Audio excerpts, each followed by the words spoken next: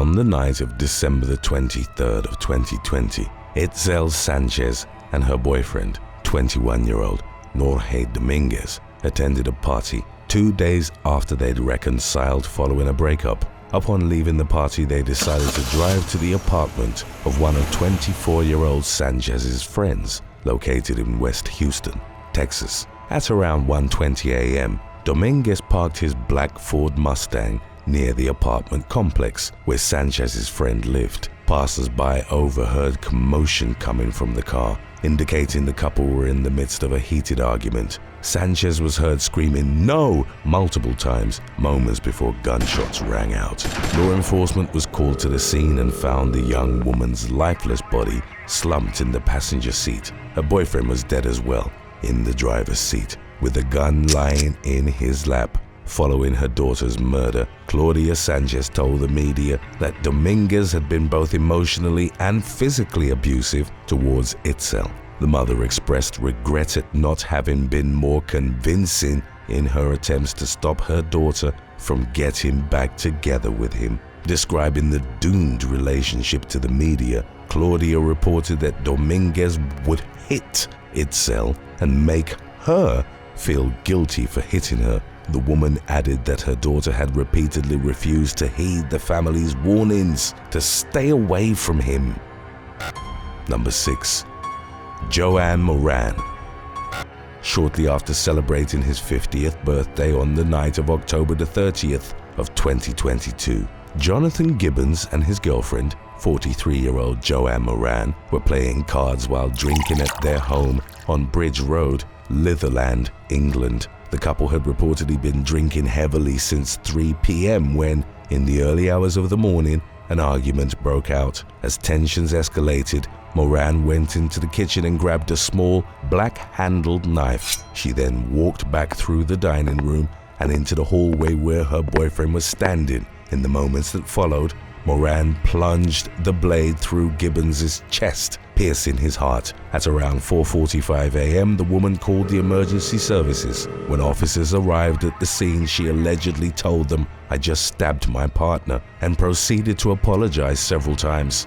Gibbons was taken to a local hospital where he passed away later in the day. Moran was arrested on murder charges, and although she'd initially admitted stabbing her boyfriend, she pleaded not guilty during a subsequent hearing. In the trial that ensued, witness statements revealed that Moran had had a history of abusive behavior towards her partner. The victim's older sister, Sandra Lewis, stated that Moran had manipulated her brother and that she'd been violent towards him during past arguments. She recalled how, early in their relationship, Gibbons had come to her home with scratches on his face and neck. The couple had been dating since 2016, and because of Moran, Gibbons' relationship with his son from a previous marriage had reportedly deteriorated. In court, the woman claimed she'd never intended to stab Gibbons and maintained that she only wanted to move the knife towards him without making contact. The 43-year-old was ultimately found guilty and given a life sentence with a minimum of 17 years behind bars. Number 5. Incident in Yekaterinburg.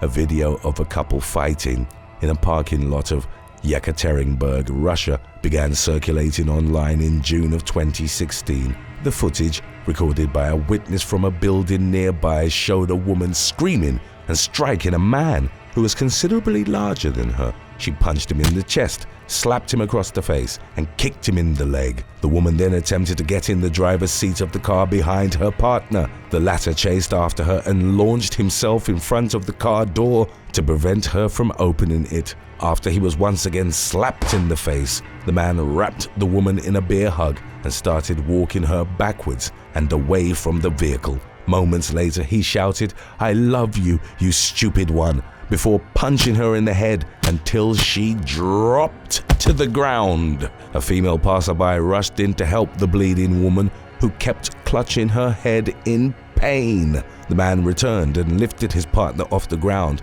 by pulling on her clothes. Afterwards, he chased after the passerby. As she tried to walk away, he stopped only to place his partner in the passenger seat of their car, before resuming the chase. Upon catching up with the witness, he attempted to wrestle her phone out of her hand as she screamed, "Get off me! Do not touch me!" By the end of the clip, however, the man appeared to have lost interest as he walked back to the car and drove away from the scene. Number 4. Anthony Murgatroyd. On the night of November the 9th of 2022, Anthony Murgatroyd was arguing with his girlfriend at his home in Leeds, England. When the woman confronted the 38-year-old about seeing escorts, Murgatroyd became enraged and started hitting her. During the struggle, he dragged his unnamed girlfriend outside of the house and continued to beat her until she ran back into the living room. Murgatroyd followed and resumed the attack, hitting her in the head and pulling her hair. He then grabbed a zombie knife and waved it towards the woman before pulling a screwdriver out of his pants and threatening her with it. During the harrowing assault, Murgatroyd handed his partner a beer bottle and shouted at her to open it with her teeth. The woman eventually managed to escape and ran to the neighbor's house to ask for help. The police were called, and when officers reached the scene, a struggle with Murgatroyd ensued. Law enforcement brought him under control using a taser and incapacitant. In the incident's wake, the victim refused to support prosecution against him as she was fearful of repercussions. However, officers secured footage from a motion camera that Murgatroyd had previously installed into his living room. The man's reason for having done so was to reportedly identify which of his dogs had been chewing on furniture. During the assault, the motion sensor was triggered and the pet cam recorded the whole incident. Police used the video as a central piece of evidence to support the charges brought against Murgatroyd. He eventually pleaded guilty to assault with actual bodily harm and possession of a zombie knife in private. The 38-year-old also admitted to a previous domestic-related assault. On November the 28th of 2022, Murgatroyd was sentenced to 20 months behind bars. Number 3. David Bradford. Australian man David Bradford had been struggling with his mental health prior to suffering a stroke in 2015, an incident after which the man's family reported he became more violent. In 2016, his wife of 17 years, Teresa, decided to end their relationship and the couple separated. She'd reportedly been under her husband's coercive control for years. Those familiar with their marriage noted that David had been isolating Teresa from her own family since the beginning of their relationship in 1999. 2 months after their separation in November of 2016, Teresa was left unconscious and lost control of her bodily functions after her husband punched and choked her in the living room of their home in Pimpama, Queensland. When the woman awoke, David was sitting on top of her. Teresa managed to calm him down and convince him to allow her to call an ambulance. Following the attack, David was charged with domestic violence offenses including choking, assault, occasioning bodily harm, deprivation of liberty and common assault. He was jailed and spent 44 days in custody before he was bailed on January the 12th of 2017. In spite of objections from local law enforcement, a domestic violence magistrate granted David bail, basing the decision on the fact that the man had no criminal history. Teresa wasn't informed of her estranged husband's release by the authorities. When the woman called his jail and found out that David was free, she told one of their 4 children that she wanted to move to a new house so that he couldn't find her. On the night of January the 31st, 2 weeks after his release, David violated a court order forbidding him from coming near his wife and broke into the family home through a window while Teresa was sleeping in the bedroom. He had stopped on his way to the address to buy a hatchet, and upon entering the room, he began striking Teresa in the head with the weapon. When the hatchet broke, the 52-year-old went into the garage and grabbed an axe before returning into the bedroom to further maul Teresa. Later on, David slit his wife's throat with a kitchen knife. The woman was already dead when he laid her on the floor, removed her clothes, abused her remains, and further defiled the body by inserting her iPhone deep into it, reaching the abdominal cavity. The children were present in the house while the gruesome attack unfolded, but but only awoke the following morning.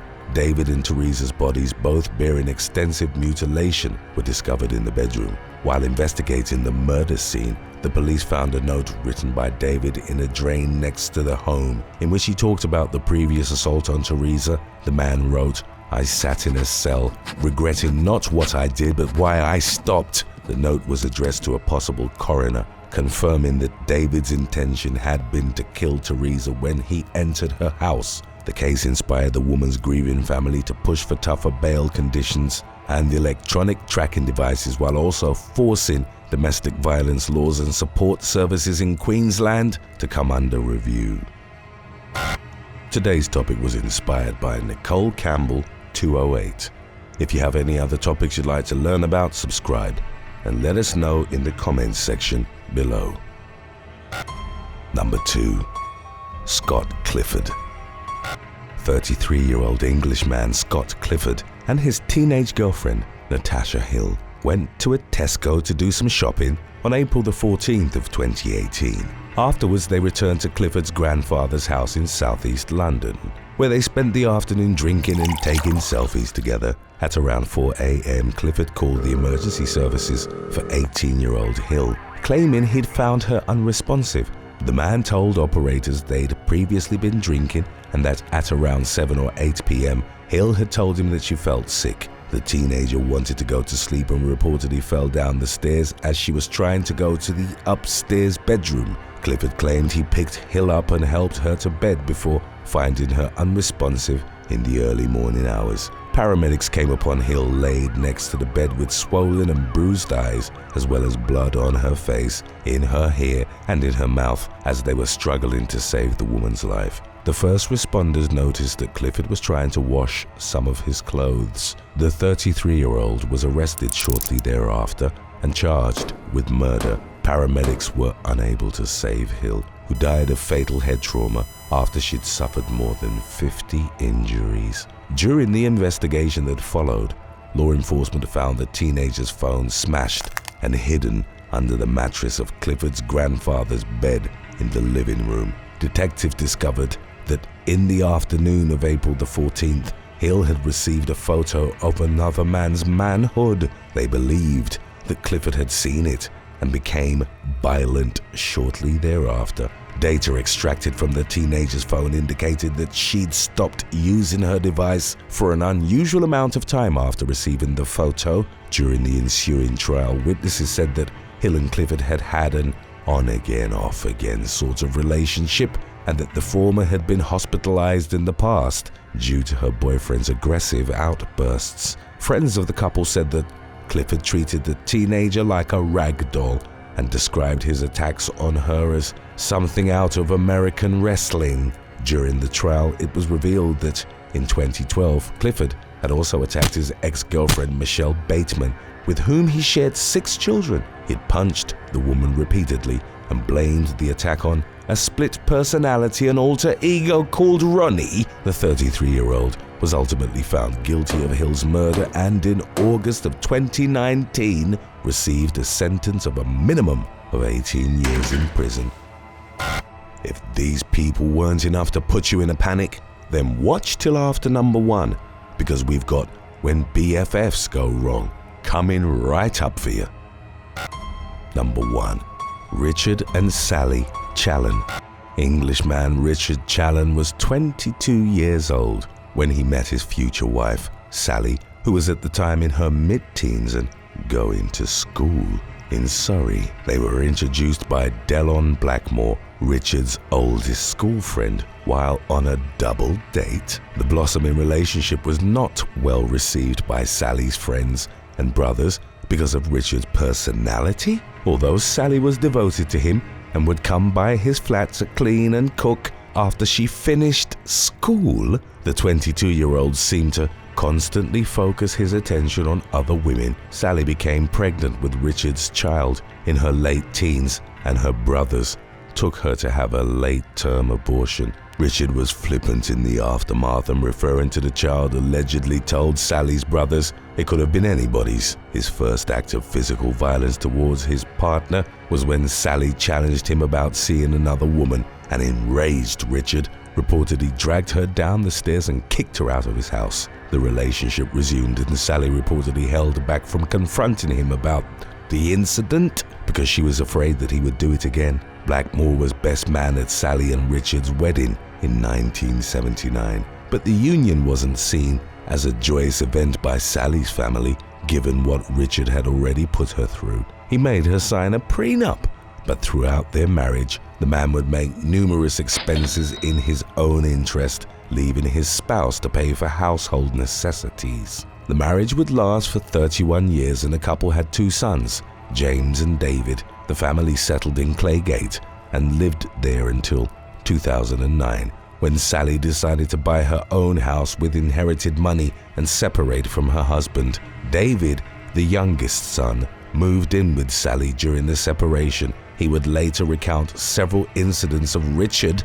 insulted and humiliating his mother while openly pursuing other women. By the time that she decided to get a divorce, Sally had been emotionally, physically, and psychologically abused by her husband for over 3 decades. In one of the more recent incidents, while the couple had spent the night at another couple's home, Richard became jealous of the man after seeing Sally hug him goodnight. He consequently took her to the bedroom and forced her to have relations with him. Throughout their marriage, Richard established rules that would isolate Sally, forbidding her from seeing friends unaccompanied by him. In spite of everything, the woman was willing to forego the divorce, and after 1 year of separation, she and Richard made plans to reconcile and move to Australia together. On a Saturday morning in August of 2010, Sally drove to her spouse's house as they were going to start clearing it out in order to sell it. Before starting, Richard, who was at the time in his early 60s, asked Sally for eggs and bacon for breakfast, and she went to the store. Upon her return, she became suspicious and checked Richard's phone, whereupon she discovered he'd contacted another woman. 56-year-old Sally confronted him, but he replied, "Don't question me." She complied, cooked the meal, and served it to him. As Richard ate, Sally went and grabbed a hammer. She then used it to strike Richard over 20 times, inflicting fatal injuries. Sally subsequently stuffed a tea towel in his mouth and wrapped his body in old curtains. On them, she left a note saying, "I love you, Sally." Before washing the dishes and driving back to the home she shared with David, she confessed to killing her husband the next day and was convicted of murder in 2011, consequently receiving a sentence of life behind bars. After the UK recognized coercive control as a form of abuse, thus highlighting Richard's mistreatment of his wife, Sally accepted a plea to manslaughter. She was released in 2019. 2 years later, she married Blackmore, who, along with her family, had testified on her behalf and supported her in getting an early release. Number 7. Haley Cluster. In a video posted to TikTok in November of 2021, an Arizona woman revealed how she'd learned that her husband of 6 years had fathered her best friend's child. The mother of 4, who was referenced under the pseudonym Haley Cluster by many media outlets, made the shocking discovery after noticing a distinct birthmark on the baby's neck. As told in her video, Cluster had been asked to attend the delivery by her best friend and accepted the invitation. She drove the pregnant woman to the hospital and wore the wristband traditionally given to the fathers of the newborns. Cluster even claimed to have given the child her first bath. It wasn't until a few days later that the woman uncovered that it was her own husband who'd helped conceive her best friend's baby. Cluster shared in her TikTok soliloquy that she'd noticed an odd protuberance on the child's neck while she was changing her. The woman immediately recognized it as a hereditary birthmark shared by both her husband and her oldest son. Her best friend admitted to sleeping with her husband upon being confronted with Cluster's revelation. The heartbroken woman reportedly forgave her friend and planned to continue their long-standing friendship. She ultimately filed for divorce from her husband, who'd allegedly cheated on her with at least 30 women over the course of their 6-year marriage. Number 6.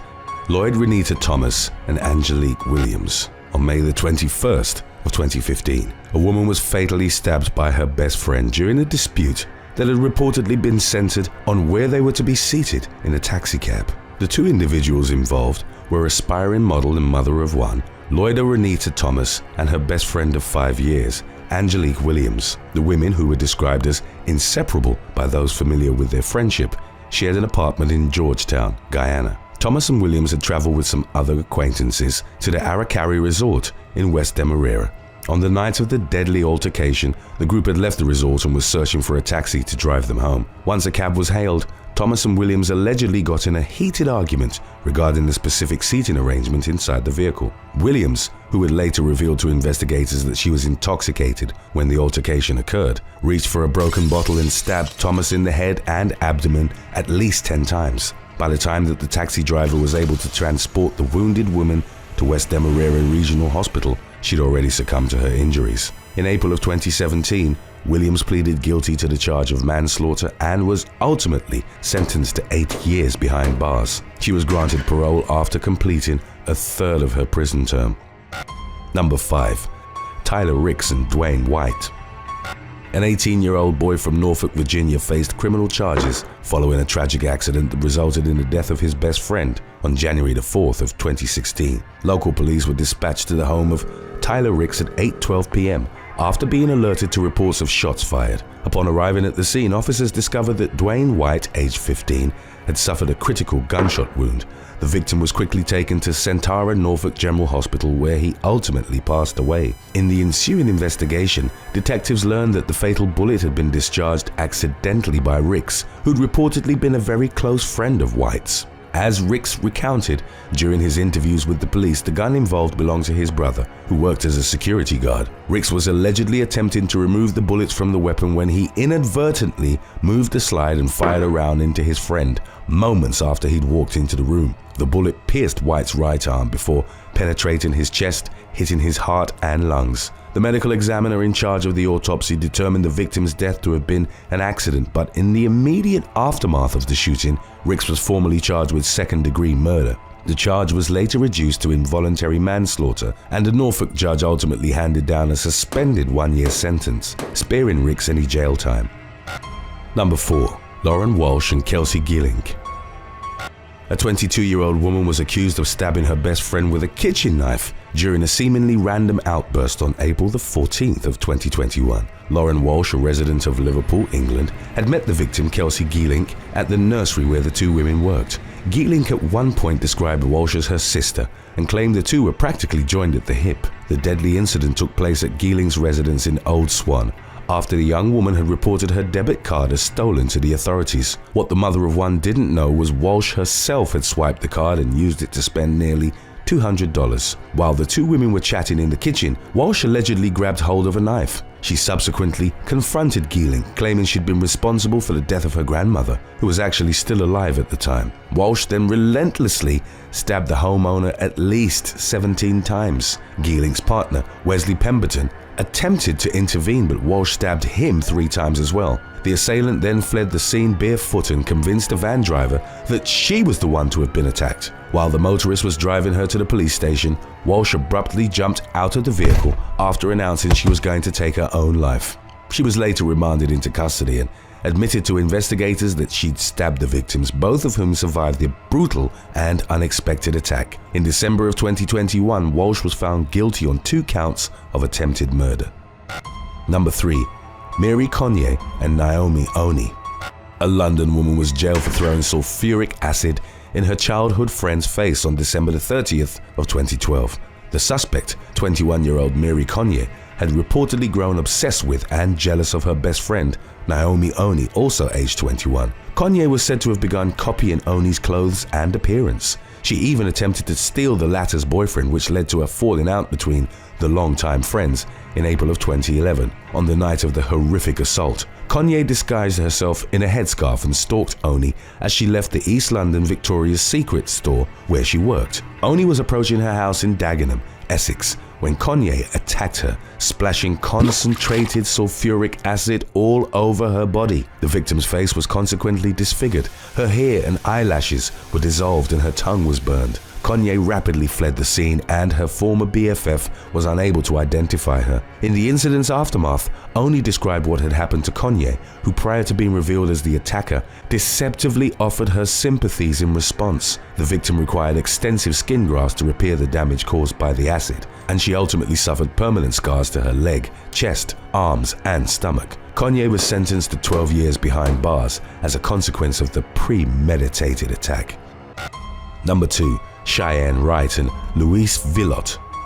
A Brooklyn woman was found guilty of fatally shooting her best friend on June the 15th of 2016. The incident was contextualized by a heated argument within a group of women in the courtyard of the Farragut houses. According to the Brooklyn District Attorney, 29-year-old Cheyenne Wright left the scene during the dispute. She later returned with a handgun and fired 2 rounds in the direction of a crowd that included several children. As investigators gathered from eyewitness testimony, the victim, 29-year-old Louise Villot, had approached the suspect in an attempt to calm her down, as his own children had been among those in the line of fire. Wright began to walk away before she suddenly turned around and fired a third bullet. The projectile hit Villot, whom she'd known since the two were young kids, directly in the forehead. The victim was declared brain dead in the immediate aftermath, and he eventually passed away at New York Methodist Hospital 3 days later.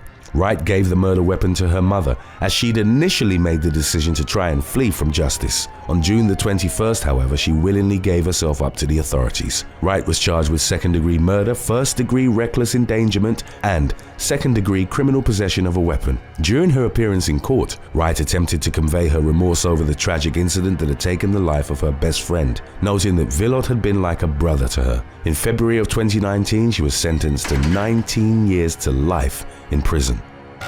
Number 1.